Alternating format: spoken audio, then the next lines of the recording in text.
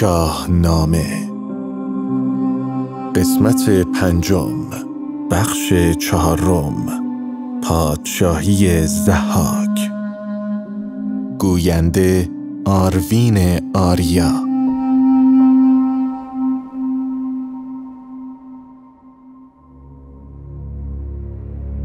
فریدون و سپاهیانش کاخ ضحاک را پیروزمندانه تصرف کرده بودند که کندرو مخفیانه و با شتاب آنها را ترک کرد و به سمت ضحاک تاخت. چون به ضحاک رسید، آنچه اتفاق افتاده بود را برای او تعریف کرد. کندرو به ضحاک گفت که ای پادشاه گردنکش، همانا آنچه اخترشناسان و پیشگویان در باب پایان پادشاهیت گفتند به وقوع پیوسته است. 3 مرد سرافراز با لشکری بزرگ از کشور دیگری به کاخ تو آمدند. از آن 3 یکی جوانتر است، قامتش سرو مانند و چهره‌ای به سان پادشاهان دارد.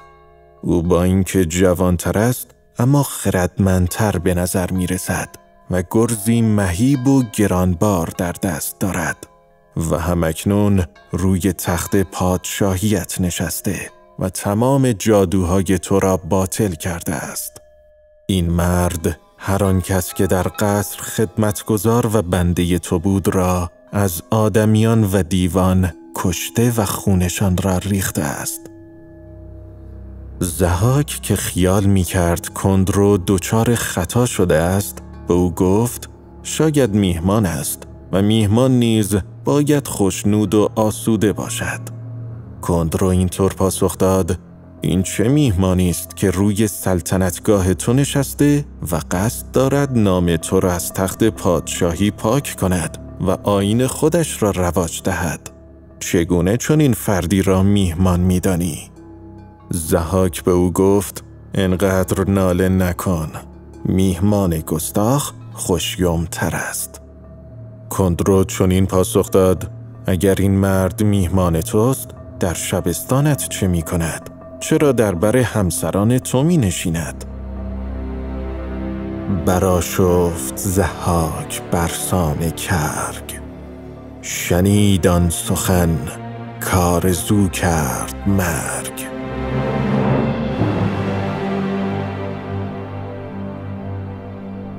با شنیدن این سخنان ناگهان ضحاک آشفته و خشمگین شد و آرزوی مرگ کرد.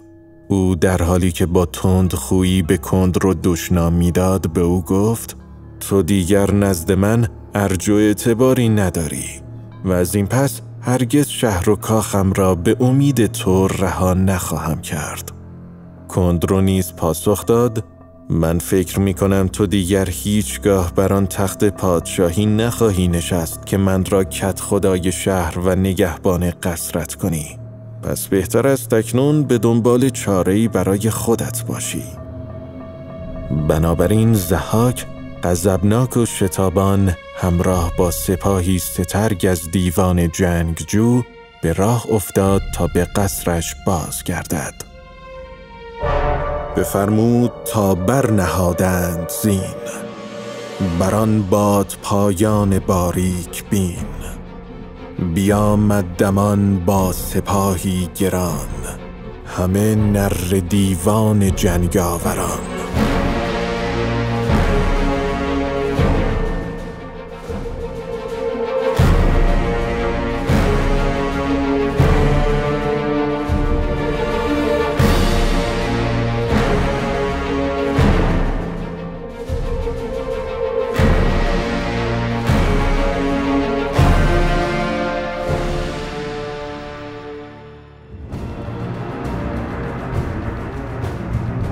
هنگامی که لشکریان فریدون از حمله سپاه ضحاک آگاه شدند، به قصد رویارویی به سوی آنها تاختند و در بیره شهری میان بیت المقدس و نابلس از اسبهای خود پایین آمدند و با سپاه ضحاک وارد نبرد شدند.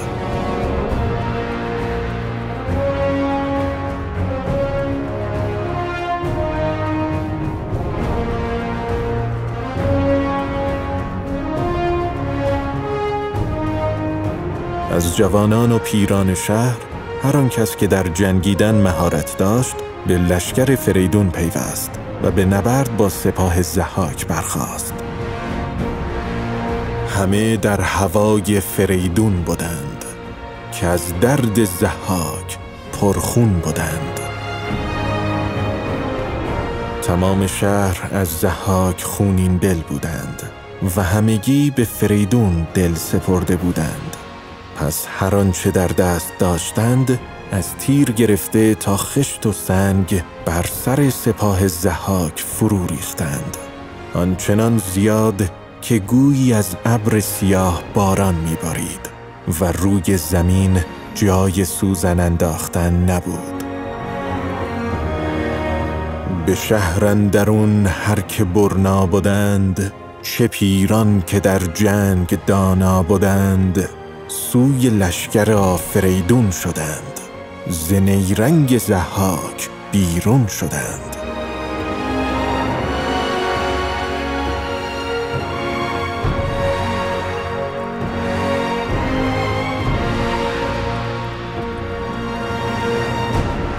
مردم خروشیدند و فریاد برآوردند که هر کس جز ضحاک بخواهد پادشاه باشد را میپذیریم و از او فرمان برداری خواهیم کرد.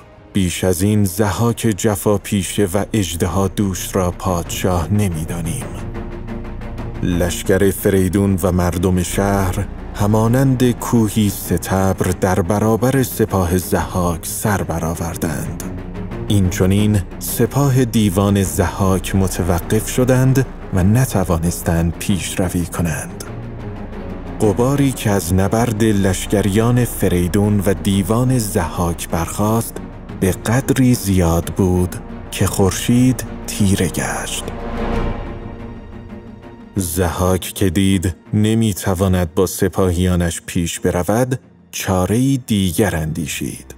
او از افرادش جدا شد و در حالی که خود را به تنپوشی آهنین ملبس کرده بود تا ناشناس بماند، به تنهایی به سوی کاخ روان شد. وقتی به کاخ رسید، با طناب بلندی که در دست داشت از دیوار بالا رفت و از آنجا شهرناز سیاه چشم و زیبارو را دید که در حال گفتگو با فریدون است و ضحاک را نفرین می کند. آتش حسادت در دل ضحاک شعله کشید و طناب را رها کرد. دیگر نه پادشاهی برایش مهم بود و نه از مرگش می‌هراسید. خنجر به دست تنها می‌خواست آن پری چهرگان را بکشد. اما به محض اینکه پا بر زمین گذاشت، فریدون به شتاب پیش آمد. گرز گاوسر را در دست گرفت و بر سر ضحاک کوبید. ضربه‌اش چنان سخت بود که کلاه خود ضحاک در هم شکست. در همین آن سروش آسمانی بر فریدون فرود آمد و گفت: او را نکش، چرا که هنوز زمان مرگش فرا نرسیده. دستگیرش کن و او را به میانه دو کوه ببر و در آنجا به بندش بکش، جایی که یارانش نتوانند پیدایش کنند و نجاتش دهند. پس فریدون درنگ نکرد، طنابی آورد و دست و پای ضحاک را طوری محکم بست که نتواند خود را نجات دهد. سپس روی تخت زرین پادشاهی نشست و این چنین آیین پلید ضحاک ماردوش را نابود کرد. نشست از بر تخت زرین او، بیفگند ناخوب آیین او.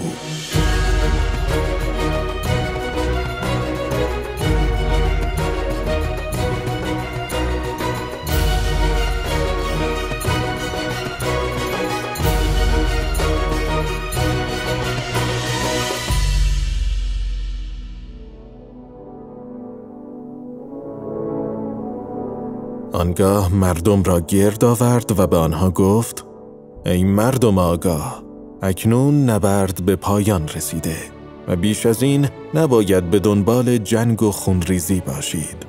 هیچ کس نباید با کشتن دیگران به دنبال کسب شهرت و اعتبار باشد. چرا که این آیین ضحاک است که بر کشتن و ریختن خون استوار است. این گونه بود که فریدون به سپاه ضحاک و طرفدارانش امان داد و آیین خونبار او را پایان بخشید.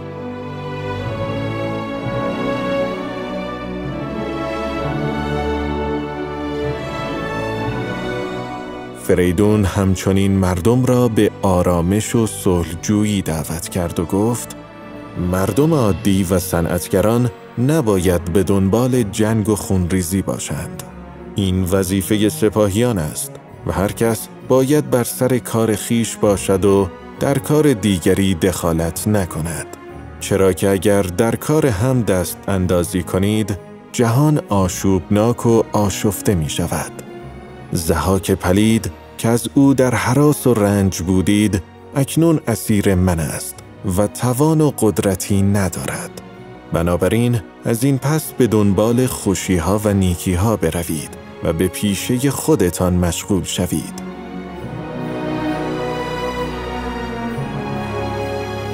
مردم سخنان پادشاه نیکنام را شنیدند و سپس بزرگان و نامداران شهر نزد او رفتند و به او گفتند که همگی دل به فرمان شاه بستند. فریدون فرزانه نیز به آنها درود فرستاد و جاه و مقام هر یک را مشخص کرد. فریدون به آنها گفت: در سایه پادشاهی من به شما ستمی روا نخواهد شد و بخت شما در کنار من روشن است. بدانید که یزدان پاک مرا برگزید و از البرز کوه برانگیخت تا با گرز مهیبم جهان را از پلیدی‌های ضحاک پاک گردانم. اکنون که پروردگار نیکی دهش بخشایشش را شامل حال ما گردانیده است، پس ما نیز باید راه نیکی و بخشش را در پیش گیریم و از او پیروی کنیم. من فریدون پادشاه جهان هستم. در مقابل بیدادگری و ستم سکوت نکردم و دست به عمل زدم که اگر غیر از این بود اکنون کنار شما نبودم. پس از سخنرانی فریدون بزرگان در برابر او سر بر زمین نهادند و از درگاه صدای دهل و شادی برخاست.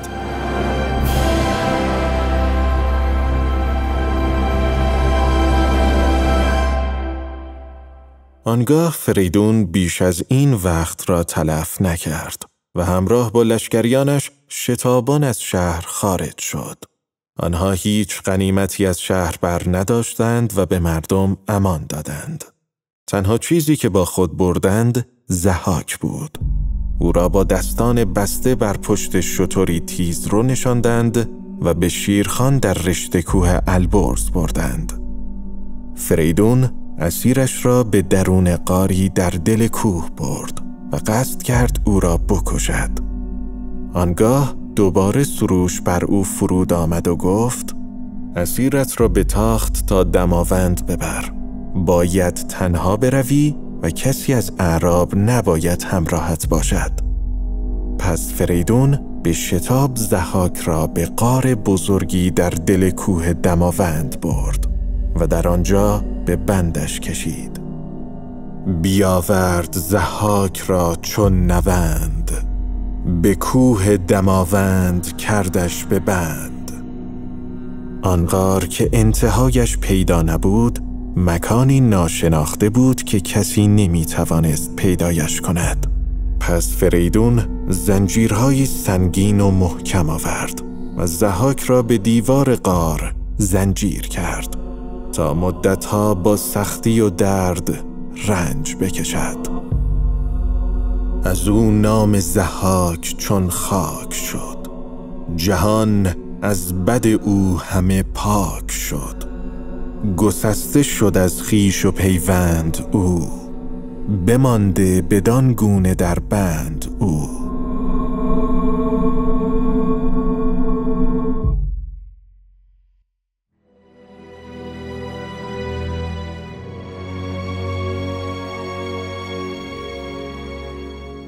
و به این ترتیب جهان از ستم ضحاک اژدهادوش رها گشت و او پس از 1000 سال بیدادگری سرنوشتی شوم یافت. مردم اما بر فریدون گرد آمدند و او نیز با کامیابی و نیکنامی بر تخت پادشاهی تکیه زد. فریدون فرشته نبود. گل او از مشک و عنبر سرشته نشده بود. او بشری بود مانند سایر فرزندان آدم، اما دادگری و بخشندگیش او را نیکنام و فرخنده ساخت. پس هر کس که نیکنامی و نیکبختی می‌خواهد باید دادگری و بخشندگی را پیشه خود سازد. فریدون کارهای نیک و ایزدی کرد. نخست آنکه مردی زشتکار و ستمگر مانند ضحاک را به بند کشید. دوم آنکه انتقام خون پدرش را از ماردوش گرفت و سوم جهان را از نابخردان پاک کرد و دست بدخواهان را از مردم کوتاه ساخت. اما حتی مردی چنین فرخنده که ضحاک ستمکار را سرنگون ساخت و 500 سال در این جهان فرمان روایی کرد، سرانجام همه چیز و همه کس را رها ساخت و در خاک آرمید و جهان را به دیگران سپرد. و این سرنوشت همگان است، چه فرمان روا باشند چه فرمان بر. باید گذاشت و گذشت.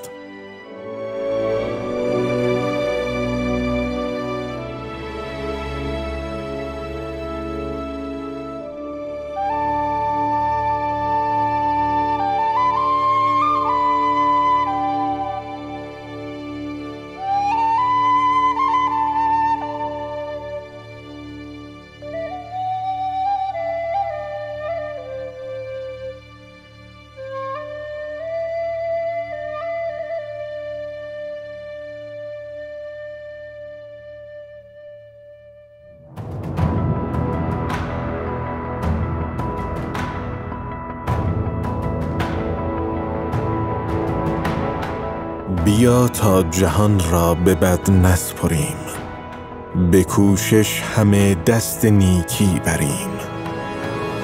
نباشد همی نیک و بد پایدار، همان به که نیکی بود یادگار.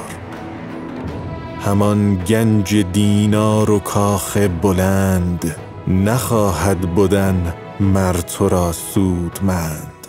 سخن ماند از تو همی یادگار، سخن را چنین خارمایه مدار. فریدون فرخ فرشته نبود، ز مشک و ز عنبر سرشته نبود. به داد و دهش یافت آن نیکویی، تو داد و دهش کن فریدون تویی.